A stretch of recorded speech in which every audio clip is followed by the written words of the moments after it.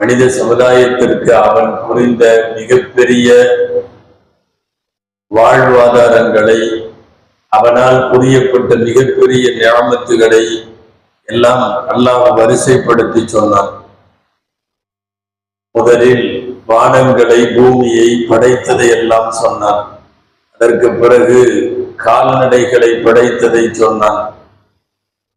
கால்நடைகளில் உங்களுக்கு தேவையான பலன்கள் இருப்பதாக, கால்நடைகளிலிருந்து நாம் சாப்பிடுகிறோம் என்றும், அதன் மூலம் நமக்கு அலங்காரம் என்றும், சுமக்க முடியாத சுமைகளை எல்லாம் அந்த கால்நடைகள் உங்களுக்காக சுமந்து செல்லுகிறது, அது இல்லாவிட்டால் நீங்கள் மிகப்பெரிய சிரமப்பட வேண்டியது இருக்கும் என்றெல்லாம் சொன்னான்.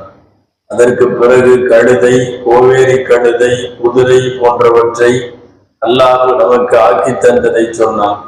வானத்திலே இருந்து மழை பொழிந்ததை, அதிலே இருந்து உங்களுக்கு குடிதண்ணீர் கொடுத்ததை, அதிலே இருந்து விளைச்சலை கொண்டு வந்து சாப்பிடும் தாவரங்களையும் கனி வகைகளையும் நமக்கு தந்ததாக சொன்னான். இப்படியே வரிசையாக என்னவெல்லாம் அல்லாஹுவால் வழங்கப்பட்ட பெரிய பெரிய அருட்கொடைகளோ அதையெல்லாம் சொன்னான். அவைகளெல்லாம் வல்லோன் அல்லாஹ் நமக்கு வழங்கிய மிகப்பெரிய பலன் தரும் படைப்புகள்.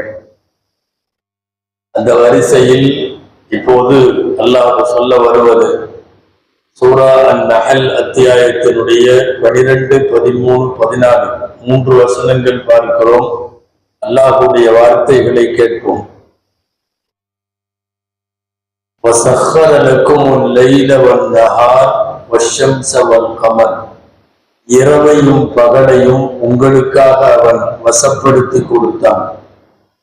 சூரியனையும் சந்திரனையும் வசப்படுத்தி கொடுத்தான். وَالنُّجُومُ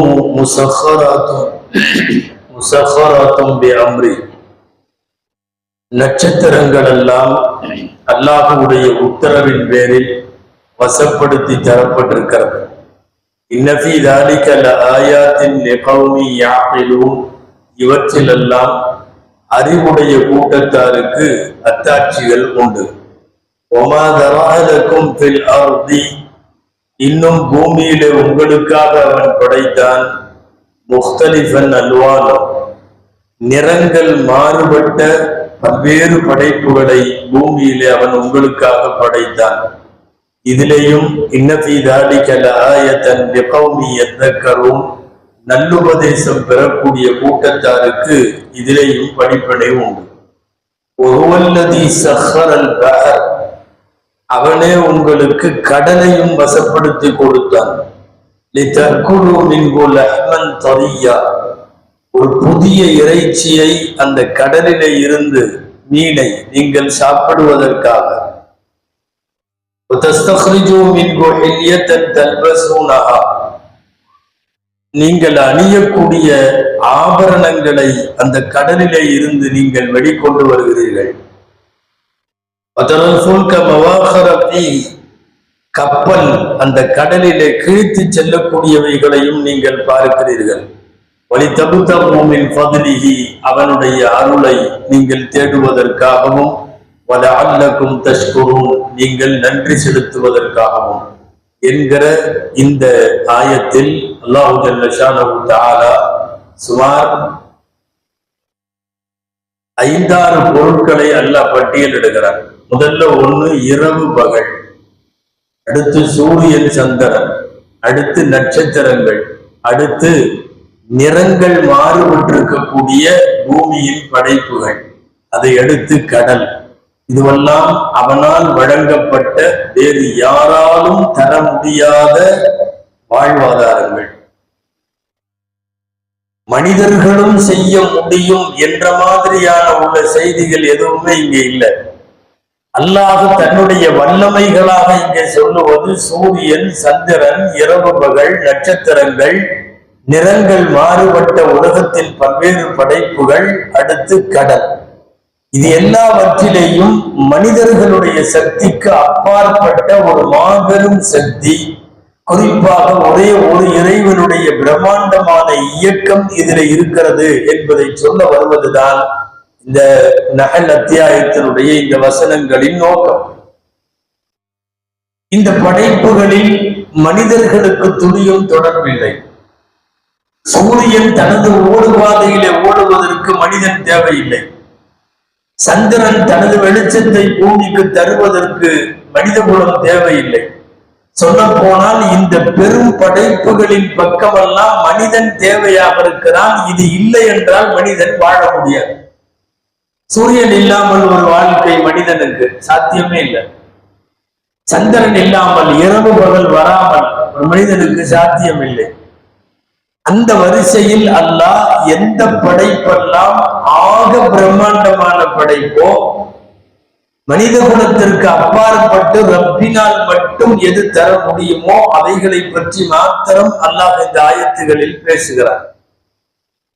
அதுல முதல்ல சொல்றது அல்லைலு வன் நஹார், இரவும் பகலும் கரெக்டா வருது, மாறி மாறி வருது. துனியா வந்த நாள்ல இருந்து இன்னைக்கு வரைக்கும், இன்ஷா அல்லாஹ் கியாமத் வரைக்கும் இது மிகச் சரியாக போகும்.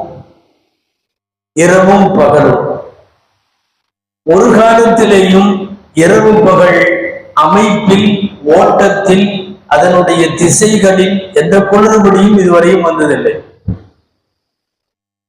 இல்ல அந்த நாட்டுல பூராமே பகலா போச்சாமா, இரவா போச்சாமா, நேற்று அங்க பகல் வரலையாமா, இங்க இன்னைக்கு இரவு வரலையாமா, எந்த காலத்திலும் கியாமத்து வரைக்கும் அப்படி ஒரு பேச்சே வராது.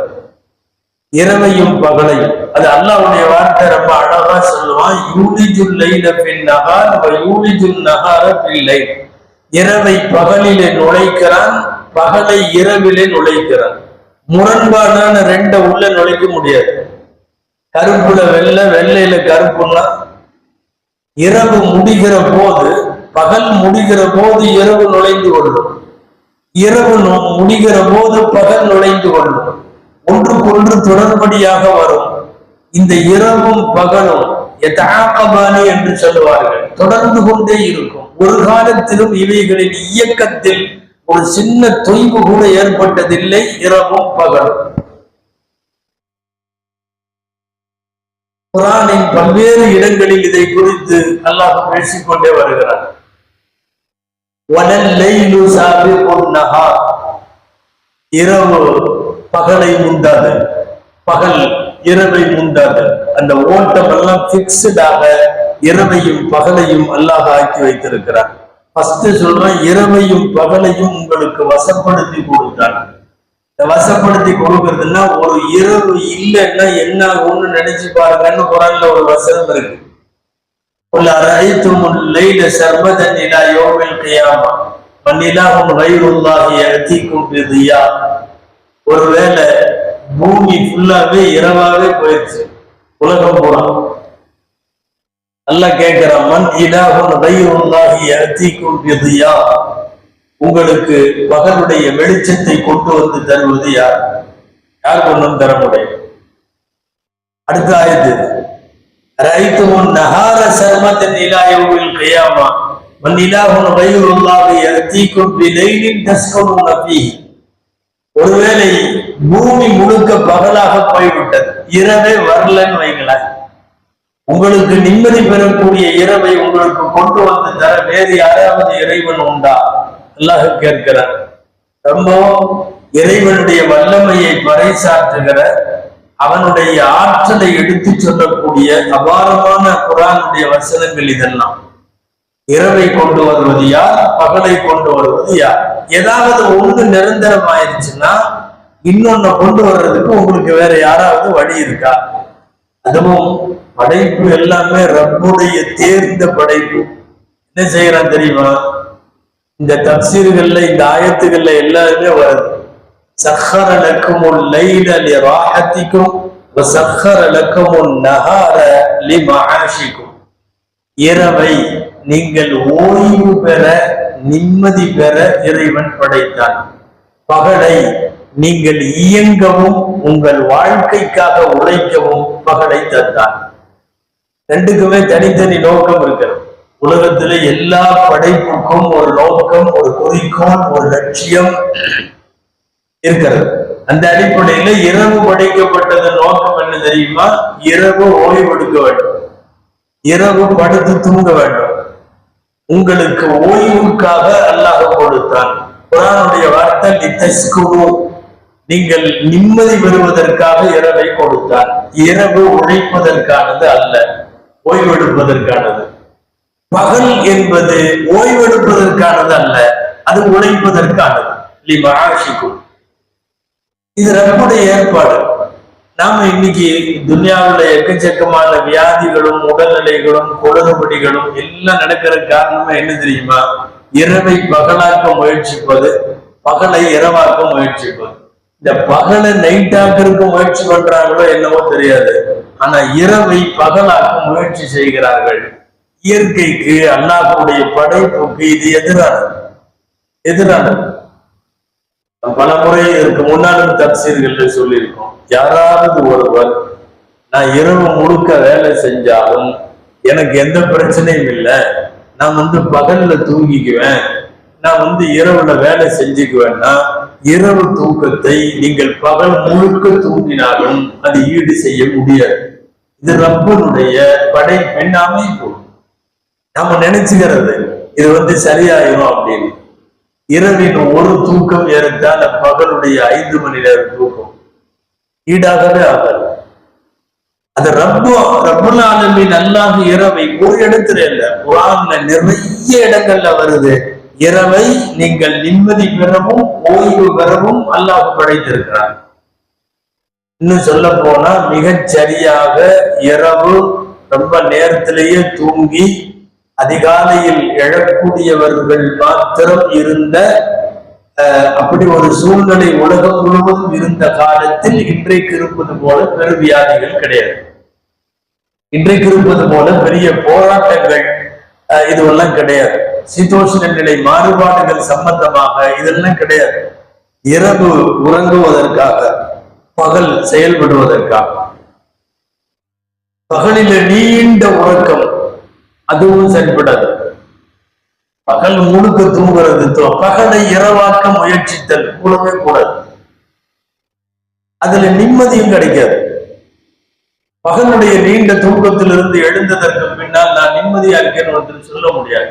இரவுல தூங்கி எந்திரிச்சு நிம்மதியா இருக்கிற மாதிரி பகல் இருக்காது. பகல்ல அதனாலதான் நீங்க ஹதீஸ்னு எல்லாம் பார்த்தா, ரசூல் ஸல்லல்லாஹு அலைஹி வஸல்லம் வாழ்க்கையை பார்த்தா, சஹாபாக்களுடைய வாழ்க்கையை பார்த்தா, எங்கேயுமே பகல் தூக்கம் எல்லாம் அவங்களுக்கு இல்லை. கொஞ்ச நேரம் லொஹருக்கு முன்போ அல்லது லொஹருக்கு பின்போ சிறிது நேரம் தூங்குவார்கள் வருது.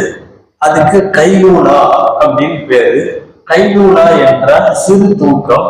அத சிறு தூக்கம்னு கூட அதுக்கு தர்ஜுமா மொழிபெயர்ப்பு செய்யக்கூடாதுங்கிறாங்க. கொஞ்ச நேரம் வேலை எதுவும் செய்யாம ஓய்வா படுத்திருக்கிறது, அதுக்கு பேரு கைலூலா. கைலூலால தூக்கம் அவசியம் இல்லை, தூங்கணும்னு அவசியம் இல்லை. சில பேர் பொதுவா ஒரு 12 to 1 அல்லது 2 to 3 தூங்குற பழக்கம் இருக்குன்னு வைங்களேன். அவங்க எதுவும் மிஸ் ஆயிடுச்சுன்னா ஐயோ இன்னைக்கு தூங்காம போயிட்டேன் அப்படி தூங்கணும்ன்றது அவசியம் இல்லை. கொஞ்ச நேரம் நம்ம அப்படி இந்த கிடையை போடுறதுமாங்கல்ல, அந்த மாதிரி கொஞ்ச நேரம் அப்படி படுத்து கிடக்கிறது, அவ்வளவுதான். வேலைகள் செய்யாமல் இருத்தல். அது எப்படி சொல்றீங்க? நீங்க மத்தியானம் கொஞ்ச நேரத்துல அது தூங்கினாங்கன்னு நல்ல வருது, தூக்கம் தானே அது அப்படின்னு. அதாவது அல்லாஹ் குர்ஆன்ல சொர்க்கத்துல என்னவெல்லாம் இருக்கும்னு பேச போறப்போ 19வது ஜுஸுனுடைய ஃபர்ஸ்ட் பேஜ்ல ஒரு வார்த்தை சொல்றான் சொர்க்கத்தை பத்தி. என்ன சொல்றான் தெரியுமா? வஅஹ்ஸனு மகீலா அப்படிங்கிறான். வஅஹ்ஸனு மகீலா அப்படின்னா என்ன அர்த்தம்னா, கைலூலா என்று சொல்லக்கூடிய அந்த தூக்கத்துல அழகிய இடம் சொர்க்கம் தான். ஆனா சொர்க்கத்தில் தூக்கம் இல்லை. நமக்கு எல்லாத்துக்கும் தெரியும். ஒரு சஹாபி கேட்டார், அஃபி ஜன்னத்தி நௌமுன் யா ரசூலல்லாஹ், அல்லாஹ்வின் தூதரே சொர்க்கத்துல தூங்க முடியுமான்னு கேட்டார். ஒவ்வொருத்தருக்கும் ஒவ்வொரு விருப்பம். அவருக்கு நல்லா தூங்குறதுல ஒரு இன்ட்ரெஸ்ட் போல தெரியுது. சொர்க்கத்துல எல்லாம் கிடைக்கணும்னா நல்லா தூங்க முடியுமான்னு அவர் கேட்டிருக்காரு. அஃபி ஜன்னத்தி நௌமுன் யா ரசூலல்லாஹ்னு கேட்டார். இப்ப ரசூலுல்லாஹ் சொன்னாங்க, வன்னௌமு அஃபுல் மௌத் லா மௌத ஃபில் ஜன்னah. தூக்கம் என்பது மவுத்திலேயே சின்ன மவுத்து அது. நிரந்தர மவுத்து பெரிய மவுத்து எல்லாத்துக்கும் தெரியும். தூக்கம்ங்கிறது சின்ன மவுத்து. சொர்க்கத்துல எந்த மவுத்தும் கிடையாதுப்பா அப்படின்னு சொல்றாங்க. அப்ப என்ன அர்த்தம்னா சொர்க்கத்துல தூக்கம் இல்லை. அல்லாஹ் சொல்றான் கைலூலாவின் அழகிய இடம்ங்கிறான். அப்ப என்ன தெரியுதுன்னா கைலூலா என்று சொல்லக்கூடிய பகல் நேரத்தினுடைய உறக்கம் என்பது கண்ணை மூடி ஆழ்ந்த நித்திரை செய்யணும்னு அவசியம் இல்லை. குரட்டை வர்ற அளவுக்கு எல்லாம் தூங்கணும்னு அவசியம் இல்லை. சிறிது நேரம் ஓய்வெடுத்தல். மற்றபடி ஃபஜ்ர்ல இருந்து மக்ரிப் வரையும் ரசூலுல்லாஹ் ஸல்லல்லாஹு அலைஹி வஸல்லம் தூங்குவதாக ஹதீஸ்கள்ல இல்லை. எனவே பகல் என்பது உழைப்பதற்காகவும் சம்பாதிப்பதற்காகவும் வாழ்க்கை சாதனங்களை திரட்டி கொள்வதற்காக உழைப்பதற்காக உள்ளது. இரவு என்பது ஓய்வெடுப்பதற்காக உள்ளது. நாம் இன்றைக்கு எத்தனையோ காரணங்களை சொல்லி இரவை பகலாக்கினாலும் விளங்காது, பகலை இரவாக்கினாலும் விளங்காது. இந்த இரவும் பகலும் கரெக்டா வர்றதுக்கு ரெண்டு தேவை. ஒண்ணு ஷம்சு வல் கமர், சூரியனும் சந்திரனும். தொடர்ந்து அதையும் சொல்லிடுவான். அதே ஆயத்துல இரவை வசப்படுத்தி கொடுத்தான், பகலை வசப்படுத்தி கொடுத்தான், சூரியனையும் சந்திரனையும் வசப்படுத்தி கொடுத்தான். இந்த பகல் நமக்கு கரெக்டா வரணும்னா சூரிய ஓட்டம் கரெக்டா இருக்கணும். இரவு நமக்கு கரெக்டா வரணும்னா சந்திரனுடைய ஓட்டம் கரெக்டா இருக்கணும். ரெண்டும் சுத்திக்கிட்டே இருக்குதுங்கிறான்ல குர்ஆன்ல. இல்ல என்ன சுத்தனது வச்சாலும் சுத்த வச்சாலும் உலகத்துல தோன்றிய 1000 வருடங்கள், லட்சக்கணக்கான வருடங்கள், எத்தனை தலைமுறைன்னு தெரியல. துனியாவுக்கு எத்தனை வயசுன்னு கரெக்டா சொல்ல முடியாது. எந்த சமுதாயத்துக்கும் வயசே தெரியல. துனியா தோன்றி எவ்வளவு நாள் ஆனது தெரியல. நம்மளா சும்மா ஹிஜ்ரில இந்த கணக்கு போட்டு ஒரு 1400 சொல்றோம், கிபின்னு ஒரு கணக்கு போட்டு 2024. துனியா தோன்றி எவ்வளவு காலம் ஆச்சு? ஆதம் அலைஹிஸ்ஸலாம் வந்ததுல இருந்து இன்னைக்கு வரைக்கும் எத்தனை வருஷம்னு யாருனாலும் எவ்வளவு சொல்ல முடியுமான்னா கன்ஃபார்மா ஒருத்தருனாலையும் சொல்ல முடியாது. எனவே துனியாவுக்கு எத்தனை வயசுன்னு யாருக்கும் தெரியாது.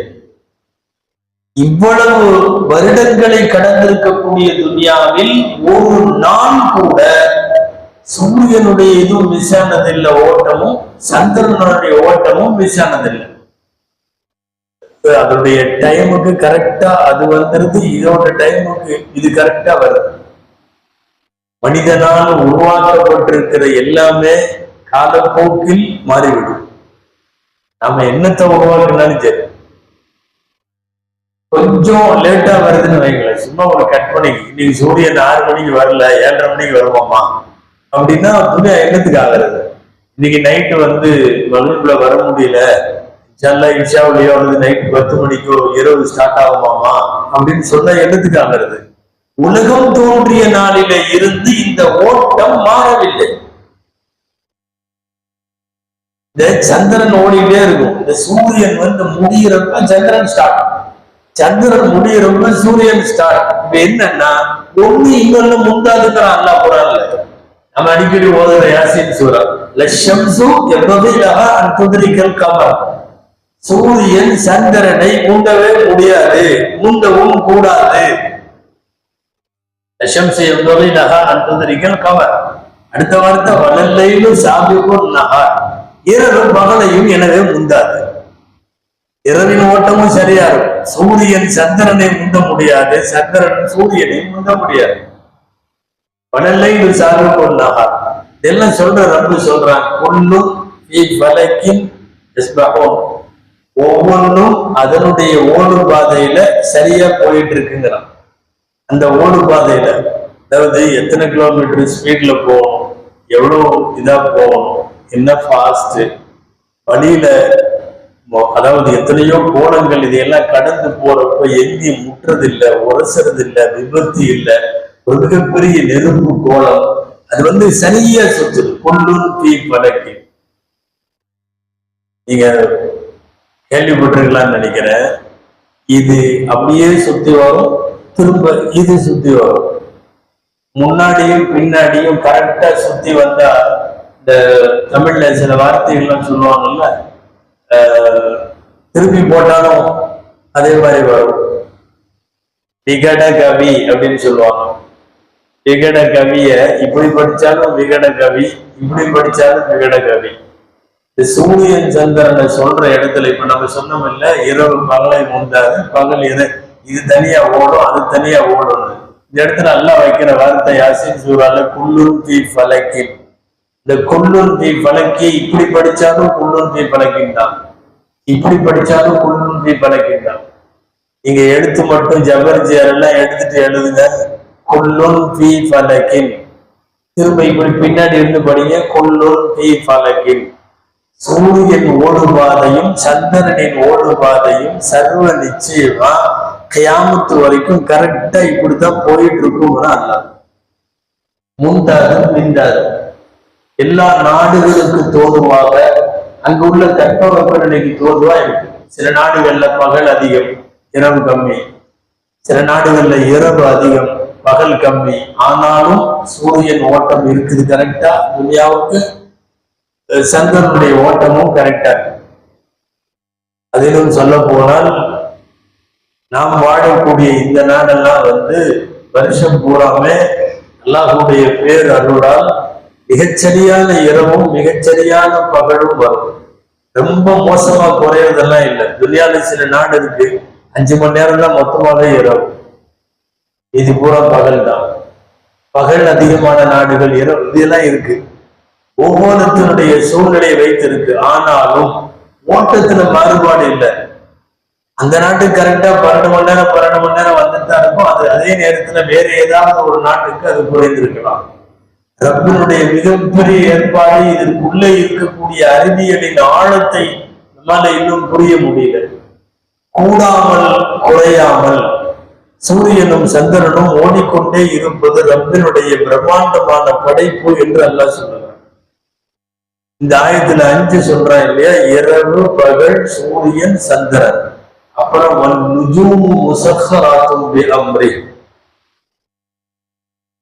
நட்சத்திரங்கள் எல்லாம் அவனுடைய உத்தரவின் பேரில் அவைகள் வசப்படுத்தப்பட்டிருக்கிறது என்று சொல்லுகிறான்.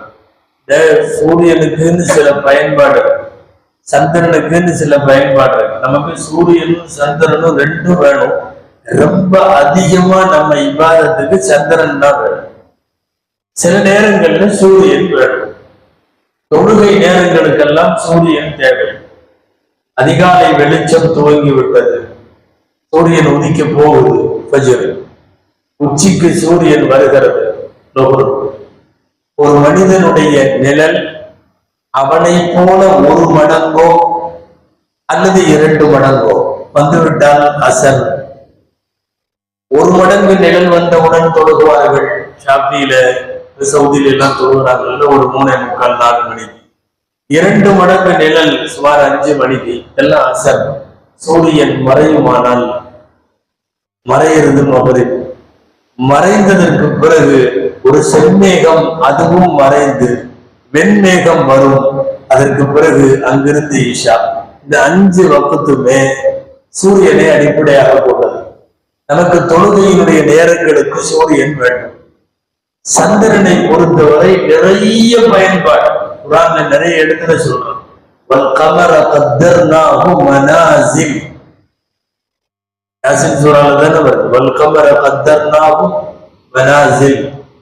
சந்திரனுக்கென்று பல்வேறு ஸ்டேஷன்களை அல்லாஹ் வைத்திருக்கிறார். பல்வேறு ஸ்டேஜ்களை அல்லாஹ் வைத்திருக்கிறார். சூரா பனு இஸ்ராயீல்ல ஒரு இடத்துல சொல்றான், வல்கமர் லிதஅலமு அதத ஸினீன வல் ஹிசாப்.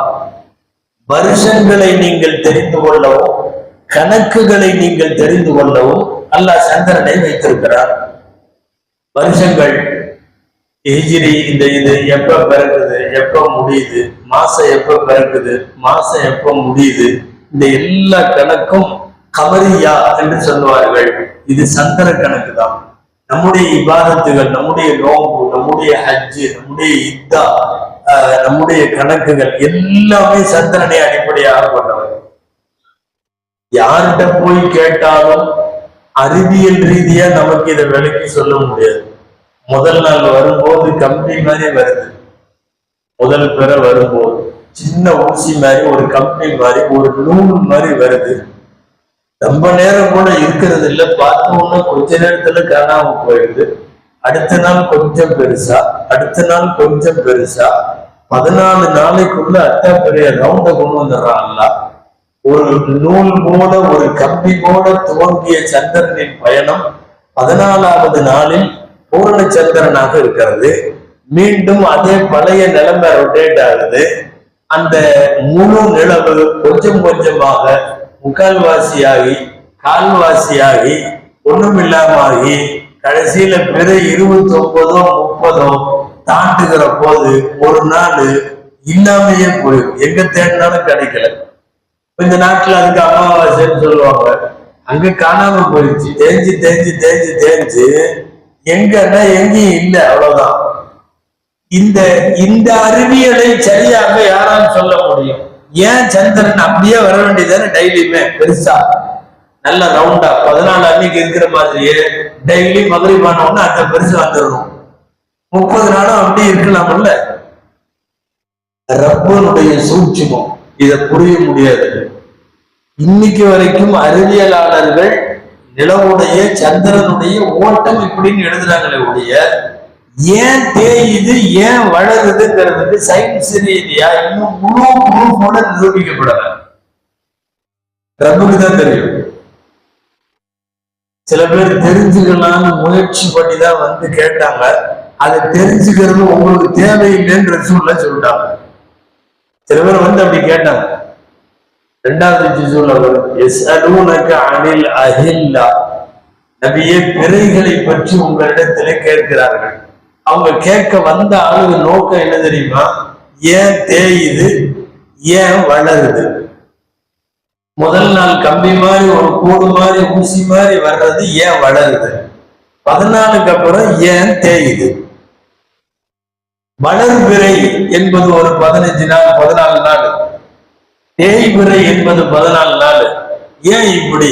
வளர்பிறையும் தேய்பிறையும் இல்லாமல் ஒரே பிறையா இருக்கலாமே அப்படிங்கிறத அவங்க கேட்க வந்தது. கேள்வியும் அப்படித்தான் இருக்கு. பிறைய பத்தி சொல்லுங்க. அனில் அஹில்லா. இதுக்கு அல்லாஹ் பதில் இறங்கி தர்றான். என்ன பதில் தெரியுமா? அவங்களுக்கு அதெல்லாம் சொன்ன விளங்காது. அதனால நாயகமே நான் சொல்ற பதில நீங்க சொல்லிருங்க. என்னன்னா, பிறையினால் என்னென்ன பயன்னு பதில் சொல்றான். உலகிய மவாக்கைத்துல் இன்னாசி வல் ஹஜ். மக்களே, உங்களுக்கு நேரங்களை எல்லாம் சொல்லி தர்றதுக்கு பிறை தேவை, ஹஜ்ஜுக்கு பிறை தேவை அப்படின்னு பிறையுடைய பயன்பாட்டை சொல்லுகிறார். நீ ஹஜ்ஜுக்கு போகணும், நீ ரம்ஜான்ல நோம்பு வைக்க ஆரம்பிக்கணும், அல்லது நீ நோம்பை விட ஆரம்பிக்கணும், உனக்கு இது எல்லாமே பிறைதான் சொல்லி பயன்பாட்டை சொல்லி அனுப்பிவிட்டார். அங்கதான் தப்சீர்கள்ல எழுதுவாங்க என்னன்னு, ஒருத்தர் கேட்க வர்றது அவருக்கு தேவையில்லாத கேள்வியா இருந்துச்சுன்னா நாம சொல்ற பதில் அவருக்கு தேவையானதை சொல்லலாம். என்ன மிஞ்சி மிஞ்சி போனா இவருக்கு ஏதோ தெரியலையாட்டு இருக்குது, நாம ஒண்ணு கேட்டு அவங்க ஒண்ணு சொல்றாரு அப்படின்ட்டு போவாங்க. இருந்தாலும் பரவாயில்ல. ஏன்னா இது ஏன் குறையுது ஏன் தேயுது ஏன் வளருதுங்கிறதுக்கு காரணம் சொல்லி விளங்குகிற அளவுக்கு அன்றைக்கு இல்லை. அப்போ பதில் சொல்லலாம், நல்லா வந்தாலா நீங்க இதை தெரிஞ்சுக்கிட்டா போதும். அனில் அஹில்லா, பிறைகளை பற்றி கேட்கிறார்கள் அப்படின்னு சொல்லி. இப்போ அல்லாஹ் சொல்ல வருவது சந்திரனை. ஏறத்தாழ எக்கச்சக்கமான ஸ்டேஷன்களை அதற்கு வைத்து, ஒரு 12 ஸ்டேஷன்கள் வைத்து, ஒவ்வொன்றையும் 29 30 29 30, நம்மள்ட 31 இல்லை இஸ்லாமிய கணக்குல, ஒண்ணு 29 அல்லது 30 இப்படியே கொண்டு வந்து தருகிறான். பிறைய நமக்கு இன்னும் சரியா தெரிஞ்சவங்க யாரும் கிடையாது. இன்னும் சொல்ல போனா 14வது அன்னைக்கு நல்லா முழுசா பார்க்கும் போது அங்க உள்ளுக்குள்ள சந்திரன்ல என்னமோ தெரியுதுங்கிறதுக்கு ஆளுக்கால் விளக்கம் எழுதி வச்சிருக்காங்க இஷ்டத்துக்கு. அது என்னமோ வடை சுடுற பாட்டி உட்கார்ந்து இருக்குது, அது இப்படி தெரியுது அப்படி தெரியுது, யாரோ யாரையும் துரத்திக்கிட்டு போற மாதிரி தெரியுது. அந்த இந்த இது தெரியுமல்ல சந்திரன்ல, சந்திரனுக்குள்ள மேகத்தினுடைய உருவ அமைப்ப இது அந்த உருவமா இருக்கலாம் இந்த உருவமா இருக்கலாம்னு ஏகப்பட்ட காரணங்கள் ஒவ்வொன்றையும். பொதுவா நாம எதையாவது கொஞ்ச நேரம் ஒத்து பார்த்தோம்னா அதை ஒரு உருவமா கற்பனை செய்வோம். இது நமக்கு உள்ளது. அது 2 கண்ணு மாதிரி. அப்படியே இந்த பெருசுக்கு அப்படியே நிக்கிற மாதிரி இப்படி எல்லாம் நினைப்போம். சமயங்கள்ல எதை பார்த்தாலும் அப்படி தோணும் அல்லவா. சந்திரனுக்கு இன்னும் அது எதனால என்ன அதனுடைய எந்த விஷயமும் நமக்கு தெரியல. போறதுக்கான முயற்சி மட்டும் நடந்துட்டு இருக்கு. அது இன்னும் அங்க மனுஷன் வாழ முடியுமான்னு நடந்துட்டு இருக்கு. அங்க கொண்டு போய் கல்லை எடுத்துட்டு வர்றாங்க, அங்க கொண்டு போய் கருவியை வச்சுட்டு வர்றாங்க. என்னென்னமோ முதல்ல கரெக்டா அங்கதான் போறாங்களான்னு தெரியல. ஒண்ணு கொண்டு போய் வச்சுட்டு இது ஏதாவது நமக்கு தகவல் சொல்லுமான்னு பாக்குறாங்க. இப்படி எல்லாம் துனியா ஏறத்தால பல ஆயிரம் வருஷங்களை தாண்டி போயிட்டு இருக்கு. ரப்புல் ஆலமீனுக்கு தான் தெரியும். அல்ல இதெல்லாம் சொல்றான். இதெல்லாம் ரப்புடைய தனிப்பட்ட மனிதர்களினுடைய தலையீடு இல்லாத அவன் தனிப்பெரும் ஆற்றல், தனிப்பெரும் படைப்பு. அதுதான் இந்த ஆயத்துகளை சொல்லியிருக்கான். இரவு, பகல், சூரியன், சந்திரன், அதுக்கடுத்து நட்சத்திரங்கள். ரொம்ப நட்சத்திரத்தை சும்மா ஏதோ அழகுக்காக அங்கங்க வானத்துல புள்ளி புள்ளியா வச்சு ரப்பு என்னவோ டெக்கரேஷன் பண்ணியிருக்கான்னு நினைக்கிறோம். குரான்ல அப்படியும் வருது. நட்சத்திரங்கள் டெக்கரேஷன்னே வார்த்தை வருது.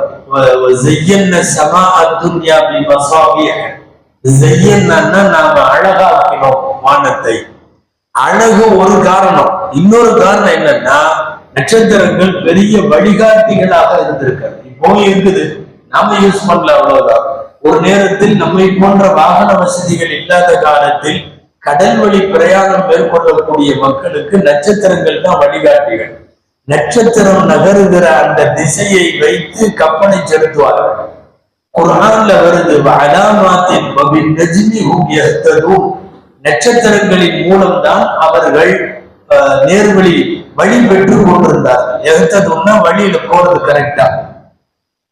அந்த கரையில படகோ கப்பலோ எடுக்கிற ஒருத்தர் மறு கரையில பல 100 கிலோமீட்டர்களுக்கு அப்பால் கடல்ல எப்படி வழி, லெப்ட்ல போறதா ரைட்ல போறதா நேரா போறதா, கடல்ல எப்படி போறது, எந்த இதுவும் கிடையாது.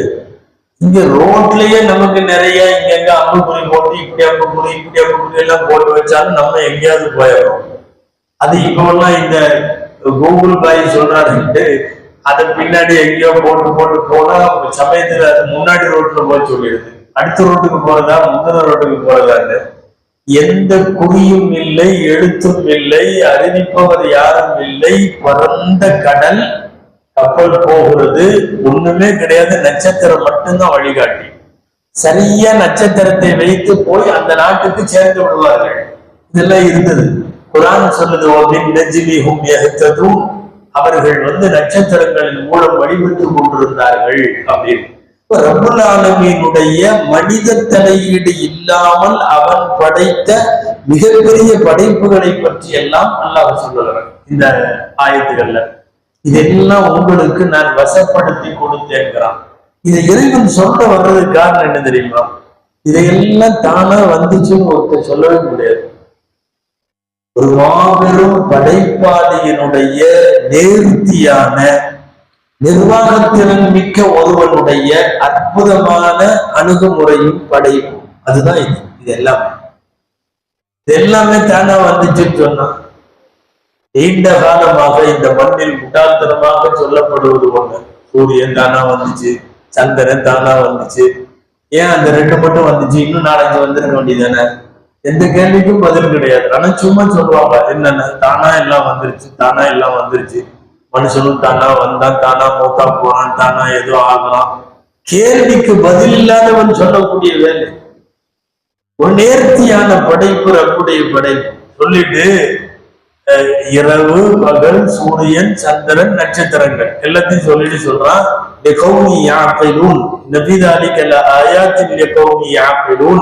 அறிவுடைய கூட்டத்தாருக்கு இதிலே ஏராளமான படிப்பினைகள், அத்தாட்சிகள் உண்டு அப்படின்னு சொல்றாங்க. யோசிச்சு பார்க்கறதெல்லாம் இல்ல, அனுபவிச்சு பார்த்தாவே தெரியும். எல்லாம் சொல்றாங்க, இரவு பகலும்னு, இரவு ஓய்வெடுக்க பகல் உழைக்கன்னு.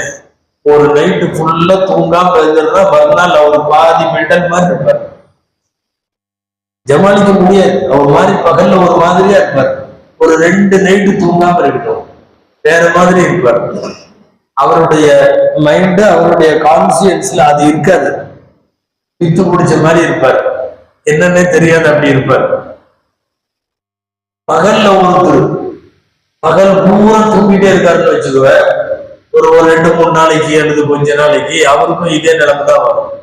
அதனாலதான் சில கிதாபுகள்ல மாணவர்களுக்கான ஒழுக்கங்கள் எழுதுறப்ப சொல்லுவாங்க, அசர் டு மகரிப்ல தூங்காதீங்க, தொடர்ந்து ஒரு 40 நாள் தூங்கினா பைத்தியம் பிடிச்சுக்கும் இருக்கு. கிதாபுகள்ல எழுதிருக்கிறாங்க, அசருக்கு பிறகு அசர் டு மகரிப்ல ஒரு 40 நாள் தூங்கினாங்கன்னு வைக்கல பைத்தியம் பிடிச்சுக்கும்னு வருது. பகல் என்பது உறங்க அல்ல, இரவு என்பது உழைப்பதற்கு அல்ல. இன்னைக்கு சர்வதேச அளவில் வணிகமயமாகிவிட்ட போய்விட்ட துன்யாவில், தாராளமயமாகிவிட்ட துன்யாவில் இரவை பகலாக மாற்ற முயற்சிக்கிறார்கள். இது மிகப்பெரிய ஆபத்து, மிகப்பெரிய ஆபத்து. உடல் ரீதியாக இன்றைக்கு நாம் சந்திக்கிற ஏராளமான இதெல்லாம் அறிவுடைய கூட்டத்துக்குங்கிறான். அறிவுன்னா சிந்திச்சு பார்க்கணும்னு இல்லை, உணர்ந்து பார்த்தாலே தெரியும் தூங்கலன்னா என்ன நடக்குது அப்படிங்கறத நம்ம பார்க்கிறோம். தொடர்ந்து அல்ல அவனுடைய வல்லமையை பேசுகிற போது, அதாவது இப்ப சொல்லிட்டு இருக்கிற வல்லமை பூரா என்னன்னா, மனித சமுதாயத்தில் யாருக்கும் எந்த தலையீடும் இல்லை, ரப்பு மட்டும்தான் இதை பண்ண முடியும் அப்படிங்கிறத மட்டும் சொல்றான். அதுல ஒண்ணு வமா நரஅலக்கும் ஃபில் அர்தி முக்தலிஃபன் அல்வானுஹு, நிறங்கள் மாறுபட்ட உலகத்தினுடைய ஏராளமான படைப்புகள். பூமியில அவன் படிச்சது பூரா நிறங்கள் மாறுபட்டவைகள். அதிலே உபதேசம் பெறுகிற மக்களுக்கு அதிலும் படிப்பனை உண்டுகிறான். எல்லாத்துக்கும் நிறம் மாறி இருக்க, மனிதர்கள், மரமட்டைகள், மலைகள் எல்லாம் நிறம் மாறி. அத்தனை பேரும் ஒரே நிறமா இல்லை. அந்த நாட்டுக்காரங்களுக்கு வேற நிறம், இந்த நாட்டுக்காரங்களுக்கு வேற நிறம். பயங்கரமான வெள்ளையில ஒரு கூட்டத்தை உருவாக்கி விட்டுருக்கான், பயங்கரமான கருப்புல ஒரு கூட்டத்தை உருவாக்கி இருக்கான். அப்படி ஒரு கருப்பு இந்த ரெண்டுக்கும் இடையிலையும் உருவாக்கி இருக்கான். நிறைய நிறங்களை அல்லாஹ் படைத்திருக்கிறான். குர்ஆன்ல வேற இடத்துல வருது, மினன் நாசி வத்தவாபி வல் அன்ஆம், மனிதர்கள்லையும் நிறங்கள், கால்நடைகள்லையும் நிறங்கள், பூமியில ஊறக்கூடிய ஜீவராசிகள்ல நிறங்கள். எதையோ நீங்க இணையதளத்துல யூடியூப்ல எல்லாம் பார்த்தீங்கன்னா பறவைகளின் வண்ணங்களை பார்த்து ஆச்சரியமா இருக்கும். ஆயிரக்கணக்கான நிறங்கள், என்னென்னமோ கலர்ல. ஆடு மாடுகள்ல கலர் இருக்கு. உலக அளவுல எல்லா ஆடும் ஒரே நேரத்துல இல்லை, எல்லா மனிதர்களும் ஒரே நேரத்துல இல்லை. நிறைய நிறங்கள் மாறுபாடு இறைவனின் வல்லமை என்கிறார். 21வது ஜுஸுல ஒரு இடத்துல தன்னுடைய வல்லமை வல்லமை வல்லமை வரிசையா சொல்லிட்டு வர்றப்போ ஒரு இடத்துல சொல்றான், அல்சினத்திக்கும் அல்வானிக்கும், உங்கள் மொழிகள் மாறுபடுவதும் நிறங்கள் மாறுபடுவதும் ரப்பினுடைய அத்தாட்சிங்கிறான். மொழி மட்டும் மாறலைன்னா கம்யூனிகேஷனே பிரச்சனை துனியால. எல்லாத்துக்கும் மொழி இருக்காது, எல்லாத்துக்கும் மொழி இருக்காது. அதே மாதிரி எல்லாத்துக்கும் நிறங்கள் மாறுபடுவது என்னுடைய மிகப்பெரிய அத்தாட்சி என்று சொல்லுகிறான் அல்லாஹ் தஆலா. உலகத்துல எத்தனை நிறங்கள் இருக்கு இதுவரைக்கும் இங்க நம்ம கிதாபுகள்லையும் கணக்கு கிடையாது, அறிவியலாளர்கள்ட்ட அது சம்பந்தப்பட்டவங்கள்ட்டையும் கணக்கு கிடையாது. துனியால எத்தனை நிறங்கள், சும்மா நாமளா 12 கலர் இருக்குதுன்னு சொல்லி 12 ஸ்கெட்ச் பென்சில வித்துட்டு இருக்கிறோம், 12 பென்சிலை வச்சு. துனியாவில் உள்ள கலர்கள் எத்தனை அல்லாஹ்வுக்கு தான் தெரியும். கலருங்கிறது கலர் காம்பினேஷன்ங்கிறாங்கல்ல, எதையாவது 2 கலரை சேர்த்து விட்டா 3வது வேற ஒரு கலரா மாறுது. எக்கச்சக்கமான வண்ணங்கள் இந்த துனியாவிலே உண்டு. வெளிநாடுகள்ல செய்யப்பட்ட நிறங்களை குறித்த ஒரு ஆய்வு என்ன சொல்லுதுன்னா, அது ஷரியத்திலேயே இருக்கு. என்னன்னா 3 நிறம் தான் மூல நிறங்கள்னு சொல்றோம். மூல நிறங்கள்னா பேசிக்கா மொத்தமா 3 தான். ஒண்ணு சிவப்பு, இன்னொன்னு மஞ்சள், இன்னொன்னு நீலம். அத்தனை துணியால் இருக்கிற கலர்களுக்கும் இந்த 3 தான் தாய், இந்த 3 தான் பேஸ். வேற வார்த்தையில சொல்றதுன்னா இந்த 3 தான் நிறமே. இதுல இருந்து தோன்றியதும் இதை கலக்குகிற போது தோன்றியதும் தான் பிற நிறங்கள். மூணே மூணு தான். சிவப்பு ஒண்ணு, மஞ்சள் ஒண்ணு, நீலம் ஒண்ணு. சரி, எத்தனை நிறங்கள் இந்த துன்யாவில இருக்கிறது அப்படின்னு சொல்லி வெளிநாடுகள்ல, குறிப்பா மேற்கத்தியர்கள்ல நடத்தப்பட்ட நாடுகள்ல நடத்தப்பட்ட ஆய்வுல தெரிய வருது 50,000 சொல்லலாம்.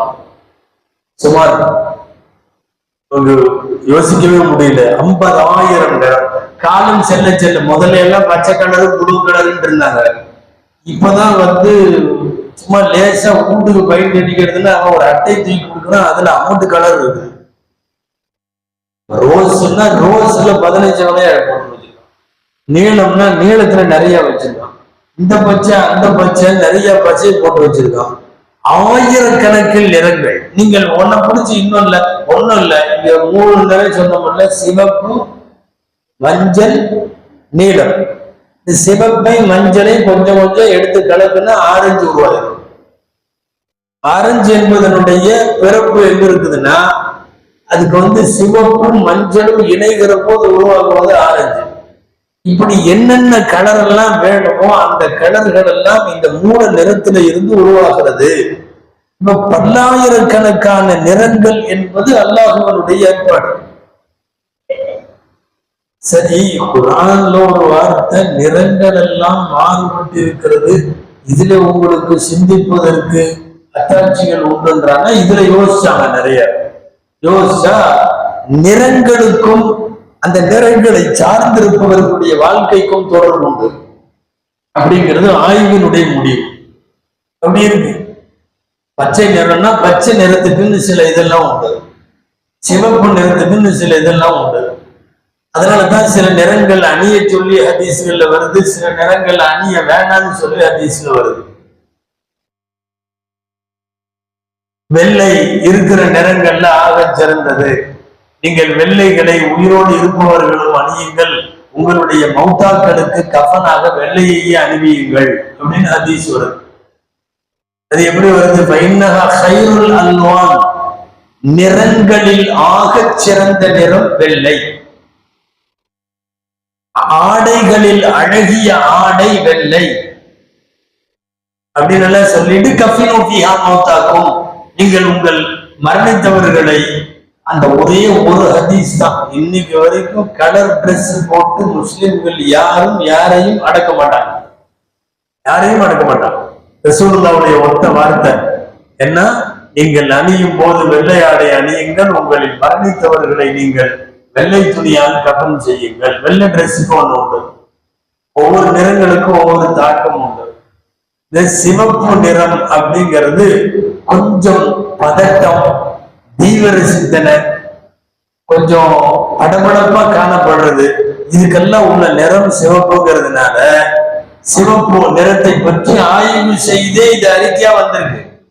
வெறுமனை இங்க உள்ளூர்ல உட்கார்ந்து திண்ணையில பேசல, சர்வதேச அளவில் ஆய்வு செய்யப்பட்ட முடிவுகளே அது. இந்த ஆடை உடுத்தியவர்களையும் இந்த ஆடை உடுத்தியவர்களையும் வைத்து சில நேரம் பரிசோதனைக்கு உட்படுத்தி எழுதப்பட்ட முடிவு. சிவப்பு என்பது கொஞ்சம் படபடப்போடு இருக்கும், சிவப்பு என்பதுல பதற்றம் இருக்கும், சிவப்பு என்பது கொஞ்சம் தீவிர போக்கு இருக்கும் அப்படின்ற மாதிரி. அதனால தானே என்னவோ இங்க சிவப்பு கொஞ்சம் ஒரு மாதிரி படபடப்பா இருக்கிற இடத்துக்கெல்லாம் தான் அந்த கலர் போட்டுடுறாங்க. இங்க பார்த்தா நம்ம ஊர்ல காவல்துறைக்கெல்லாம் அந்த பெயிண்ட் அடிச்சு விடுறாங்க. குடும்ப கட்டுப்பாடு மாதிரி சம்பந்தப்பட்டதுக்கெல்லாம் அந்த சிவப்பு முக்கோணத்தை போட்டு ஒரு மாதிரி பண்ணி விடுறாங்க. இந்த ரொம்ப பதற்றமா படபடப்பா இருக்கிறதுக்கெல்லாம் அந்த கலர் அப்படிங்கிற மாதிரி ஆயிடும். அல்லாஹ் செல்லமுடைய சபையில முழு சிவப்புல, அப்படி ஃபுல்லா சிவப்புல ட்ரெஸ் போட்டு உட்கார்ந்து இருந்தவரை 2 ஹதீஸ் வருது. ஒரு ஹதீஸ்ல நபி ஸல்லல்லாஹு அலைஹி வஸல்லம் இது பெண்களுக்கான நிறமாயிற்றே அப்படிங்கிற மாதிரி மென்மையா சொன்னாங்கன்னு இருக்குது. இன்னொரு ஹதீஸ்ல ஏன் இவருக்கு வேற நிறம் கிடைக்கலையா ட்ரெஸ் போடுறது அப்படின்னு ரசூலுல்லாஹ் சொன்னாங்க, அவர் போய் மாத்திட்டு வந்துட்டாரு அப்படின்னு ஒரு ஹதீஸ் இருக்கு. இதெல்லாம் சிவப்பு நிறங்கள் சம்பந்தமா. இந்த பச்சை நிறம்னு ஒண்ணு இருக்கு, சரீரத்துல ரொம்ப விரும்பத்தக்க நிறம். அது நமக்கு என்னமோ தெரியல, இந்த தர்கால எல்லாம் அது இதெல்லாம் பொத்துறதுனால சில பேருக்கு பச்சைனால அலர்ஜியா போயிடுச்சு. பச்சை மட்டும் ஆகாது அப்படிங்கிற மாதிரி. ஆனா உண்மை என்னன்னா, பச்சை ஆடை மன அமைதியை தரும்னு வருது. ஆய்வு முடிவே என்ன தெரியுமா? பச்சை ஆடை விரும்புபவர்கள் யாரோ அவர்களுக்குள்ள ஆற்றல் அதிகமாக இருக்குன்னு வருது. டேலண்டட் பீப்புள் அப்படிங்கிற மாதிரி நீங்க கணிக்கிறவங்க பச்சையை விரும்புவார்கள். அதாவது பச்சை ட்ரெஸ் போடுறது அவசியம் இல்லை. பச்சை உங்களுக்கு பிடிக்குமா? நிறங்கள்ல எது பிடிக்கும்னு கேளுங்க. எனக்கு பச்சை பிடிக்கும்னு சொன்னாருனாவே திறமைகளுக்கான இருப்பிடமாக பச்சை கருதப்படுகிறது. குர்ஆன்ல சொர்க்கம் சம்பந்தமாக வரக்கூடிய எல்லா ட்ரெஸ்ஸும் பச்சை நிறம் தான் வரும். ரஹ்மான் சூராவுடைய கடைசி வசனம் மின் ஹுதுரின் வ அபுகரியின், பச்சை நிறத்தாலான ஆடை. சொர்க்கத்தினுடைய விரிப்பு பச்சை கம்பளம் அப்படின்னு வருது. பச்சை கம்பளம்னு வருது. சொர்க்கத்தில் கல்வில நம்ம ஓதனமே சொர்க்கத்தினுடைய ஆடைகள் சம்பந்தமா மின் சுந்துசும் வஸ்தமரத்தின் முத்தகியின் நஃபீஹா அலல் அராய், அதுல ஹுதுர்னு வருது. பச்சை ஆடை உடுத்திய நல்லடியார்கள். அப்போ சொர்க்கத்துல அணியும் ஆடை, சொர்க்கத்துல பணியாளர்களாக இருப்பவர்களின் டிரெஸ், சொர்க்கத்துல கம்பளமாக விரிக்கப்படுவது பச்சை. இது எல்லாமே பச்சை. அதனால் பச்சை என்பது இவற்றுக்கெல்லாம் உள்ள அடையாளமாக கருதப்படுகிறது. ஒவ்வொருத்தரும் நிறங்களை பற்றி ஆய்வு செய்து எழுதியவர்கள் துக்கமாக இருக்கிற போதோ மிகவும் மனசு சோகமாக இருக்கிற போதோ பச்சை நிறத்தை பார்ப்பது அல்லது பச்சையை அணிவது இவைகளெல்லாம் அந்த மனபாரத்தை குறைக்குங்கிற மாதிரி இருக்கு. படிப்பவர்களுக்கு முன்னால் பச்சை நிறங்கள் இருப்பது நல்லது அப்படின்னு ஒரு ஆய்வு உண்டு. அதனாலேயே இன்றைக்கு உலகத்தினுடைய 70% நாடுகள்ல லைப்ரரியினுடைய நிறம் பச்சையா இருக்கும். லைப்ரரிக்கான கலர் பல நாடுகள்ல அது யூனிஃபார்ம். எப்படி ஸ்டேஷனுக்கு ஒரு கலர் இருக்கும், ஒரு தீயணைக்கிற படைக்கு ஒரு கலர் இருக்கும், அந்த மாதிரி லைப்ரரிகளுக்கான கலர்ல பச்சை வைத்திருக்கிறார்கள். காரணம், படிக்குவதற்கு ஏற்ற சூழல் என்பது பச்சை நிறத்திலே இருக்கும் அப்படிங்கிற மாதிரி ஒரு ஆய்வு. ரசூலுல்லாஹ் ஸல்லல்லாஹு அலைஹி வஸல்லம் அவர்களும் அதை விரும்பி இருக்கிறார்கள், பச்சை ஆடைகளை. சொல்ல போனா ரசூலுல்லாஹ்வுக்கு இருக்கிற நிறங்கள்ல பிடிச்சது எதுன்னு கேட்டா முதல்ல வெள்ளையை சொல்லலாம். வெள்ளைக்கு அடுத்து பச்சை தான் ரசூலுல்லாஹ்வுக்கு பிடிச்சது. அபூ ரிம்ஸா அப்படின்னு ஒரு சஹாபி, அபூ ரிம்ஸா அத்-தமீமி, தமீமி குடும்பத்தை சேர்ந்த அபூ ரிம்ஸா சின்ன வயசுல ஒரு சின்ன பையனா இருந்தாரு. அவங்க தகப்பனார் கூட ரசூலுல்லாஹ்வை சந்திக்கிறதுக்கு வர்றாரு. அவர் சொல்றாரு, எங்க அக்கா என்னை ரசூலுல்லாஹ்வை கூட்டிட்டு போனாங்க. நான் போனப்போ நபி ஸல்லல்லாஹு அலைஹி வஸல்லம் கீழே மேல 2 ஆடையுமே பச்சை நிறத்தில் அவர்கள் உடுத்தி இருந்ததை நான் பார்த்தேன். அபூ தாவூத் சரியான அறிவிப்புல இந்த ரிவாயத்து இடம்பெறும். அபூ ரிம்ஸா அத்-தமீமி ரலியல்லாஹு அன்ஹு அவர்களுடைய அறிவிப்பு. என்னன்னா, நபி ஸல்லல்லாஹு அலைஹி வஸல்லம் அணிந்திருந்த ஆடைகளில் பச்சை இருந்திருக்கிறது அப்படின்னு இருக்கு. எந்த இடமெல்லாம் திருக்குர்ஆனிலும் ஹதீஸிலும் பச்சையான ஆடைகளை பற்றி நிறங்களை பற்றி வருகிறதுன்னு பாத்தீங்கன்னா, இயற்கைக்கு அல்லாஹ் ஒட்டு மொத்தமாக பூமியின் தாவரங்களுக்கு இறைவன் வழங்கியது பச்சை துணி, பச்சை போர்வை, பச்சை தான். மரம், செடி, கொடி, புல்வெளி அத்தனை. இன்னைக்கே ஏதாவது கண்ணுல குளறுபடி அப்படி இப்படி பாருன்னு தெரியல, கிட்ட பாருங்க தூர பாருன்னு ஏதாவது போனா டெய்லி காலையில பசுமையா இருக்கிற இலைகளையோ பச்சை பசேன்னு இருக்கிற மரங்களையோ புல்லுகளையோ கொஞ்ச நேரம் பாருங்க, பார்த்துட்டு உட்காருங்கிறாங்க. சில பேர் போனோம்னா அதை பார்த்துட்டு கொஞ்ச நேரம் உட்கார்ந்துருக்காங்க. பச்சையை கண்களிலே வாங்கி கொள்ளுவதால் பார்வை வலுப்பெறுகிறது என்பது இன்றைக்குள்ள கண் மருத்துவர்கள் கூட சொல்றது. எல்லாம் சொல்றான், முக்தலிஃபுன் அல்வாஹு, நிறங்கள் மாறுபட்டு இந்த உலகத்திலே அல்லாஹ் எவைகளை எல்லாம் படைத்திருக்கிறானோ அவைகள் எல்லாவற்றிலும் உங்களுக்கு யோசித்தால் அடிப்படை உண்டு என்று சொல்லுகிறான். இப்போ இரவு பகலை சொன்னான், சூரியன் சந்திரனை சொன்னான், நட்சத்திரங்களை சொன்னான். அதற்கு பிறகு நிறங்கள் மாறுபட்டு இருக்கிற உலகத்தின் எல்லா படைப்பையும் சொன்னான். எல்லா நிறமும் இருக்கு. இந்த நிறத்துக்கு பேரு தான் நம்மளால வைக்க முடியல. சில நிறமெல்லாம் என்ன நிறம், நம்மளா ஒரு நிறம் ஒண்ணு கண்டுபிடிச்சிருக்கோம். என்ன தெரியுமா? மா நிறம்னு பேரு. மாப்பிள்ளை எப்படி இருப்பாரு? கருப்பா இருப்பாருன்னு சொல்றதுக்கு வைக்கும்.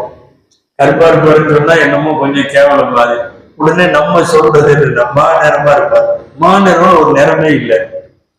மாநிறம் அதாவது ஹதீசுகள்ல இப்ப இந்தியா மற்றும் இலங்கையில வசிக்கக்கூடிய வெள்ளை அல்லாதவர்களுடைய நிறங்கள் சொன்னாங்க கோதுமை நிறத்தவர்கள் அப்படின்னு வருது. கொஞ்சம் ரொம்ப வெள்ளைக்கு போகல, லைட்டா கொஞ்சம் பிரைட்னஸ் இருக்குது, கொஞ்சம் டார்க்னஸ் இருக்கு. இந்த மாதிரி கலருக்கு கோதுமை நிறம் கூட சொல்லுவாங்க. நம்ம ஊர்ல கண்டுபிடிச்சதுதான் மா நிறம். மாப்பிள்ளை எப்படி இருப்பார்? மா நிறமா இருப்பார். அதாவது மஞ்சள், சிவப்பு, வெள்ளை அந்த மாதிரி அது ஒரு வண்ணமாக்குறதுக்கு முயற்சி பண்ற. அப்படி ஒரு வண்ணம்ங்கிறது கிடையாது. உலகத்துல எத்தனை வண்ணம் இருக்கிறதோ எல்லா வண்ணத்தையும் எல்லாம் மாறி மாறி வச்சிருக்கு. பின்ன எல்லாம் ஒரே வண்ணமா இருந்தான்னு யோசிச்சு பாருங்க, வாழ்க்கை குழம்பி போயிடும். வாழ்க்கை குழம்பி போயிடும். மண்ணுக்கு நிறம் வேற, மரத்துக்கு நிறம் வேற. வாழ்க்கைக்கு இது தேவை. மண்ணு இந்த கலர்ல தான் இருக்கும், மரம் அந்த கலர்ல தான் இருக்கும். துனியா பூராமே அல்லாஹ் அப்படி வைத்திருக்கிறான். நிறங்களை மாறுபட்டு வைப்பது என்பது அவனுடைய அத்தாட்சி. இதெல்லாம் சொல்லி முடிச்சது கடைசியா அல்லாஹ் இந்த 14வது வசனத்துல சொல்றான், கடல் எனது அத்தாட்சி அப்படின்னு சொல்லிட்டு கடலின் மூலம் பெரும் பயன்கள்ல இது குறித்து விரிவாக அடுத்த வாரத்துல பார்ப்போம். அல்லாஹ் சொல்றான், நீங்கள் சாப்பிடுகிறீர்கள், அதிலிருந்து உயர்ந்த ரக ஆபரணங்களை எடுத்து அணிந்து கொள்ளுகிறீர்கள். கப்பல் கடலை கிழித்து கொண்டு செல்லுகிறது, அதுவெல்லாம் உங்களுக்கு நடக்கிறது. கப்பல் மூலமாக நீங்கள் தொழில் செய்கிறீர்கள். இது எல்லாமே நீங்கள் நன்றி செலுத்துவதற்காக அப்படின்னு சொல்லி கடலும் கடல் சார்ந்த பயன்பாடுகளும் கடலும் கடலின் மூலமாக நாம் பெறக்கூடிய ஏராளமான பயன்களை எல்லாம் சொல்லுகிறான். தொடர்ந்து அடுத்த தப்சீரில் கடல் மூலமாக அல்லாஹ் இந்த மண்ணில நிகழ்த்தி இருக்கிற அதிசயங்களை எல்லாம் தப்சீர்களின் வழியாக பார்ப்போம். அல்லாஹ் ஜல்ல ஷானஹு தஆலா பேராற்றல் பெற்ற ரப்புல் ஆலமீனை அவனுடைய படைப்புகளை பார்த்து படைத்தவனை உணர்ந்து அறிந்து விளங்கி அவனை வணங்கி வழிபடக்கூடிய தௌஃபீக்கை அல்லாஹ் வாழும் காலமெல்லாம் நமக்கு தருவானாக.